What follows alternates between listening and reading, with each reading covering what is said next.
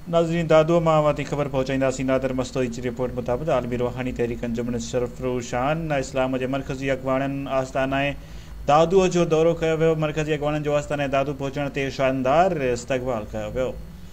मरकज़ी अॻवाननि हाजी मोहम्मद यूनुस जमाली, दानिश लोधी, फैसल कादरी, यासीन मुग़ल ऐं मलिक मुमताज़ कादरी खे ज़िले अॻवाननि कामरान मलिक, निज़ामुद्दीन चना, गुलाम रसूल सोलंकी, बशीर चांडियो, साक़िब चंद तरफ़ां सिंधी टोपी अजरकूं पिणु तोहफ़े तौरु ॾिनियूं वयूं आहिनि। उन मौक़े ते मरकज़ी अमीर यूनुस जमाल, सूबाई अमीर फैसल कादरी आस्थाना दादू ते अहम इजलास सदर कई। इजलास में मरकज़ी अॻवान ख़िताब कंदे चयो त आलमी रूहानी तहरीक अंजुमन सरफरोशान इस्लाम पाकिस्तान पैगाम ॾेई रही आहे त पंहिंजे दिलि जे धड़कन सां हर वक़्तु अल्लाह पाक जो ज़िक्र कयो। औलिया अल्लाह जे ॾिनल तालीमात ते अमल करण सां इंसान अल्लाह पाक जो दीदार हासिल करे सघे थो। आख़िर में सरज़मीन पाकिस्तान जी ख़ुशहाली, अमन सलामती लाइ ख़ुसूसी दुआ बि घुरी वई।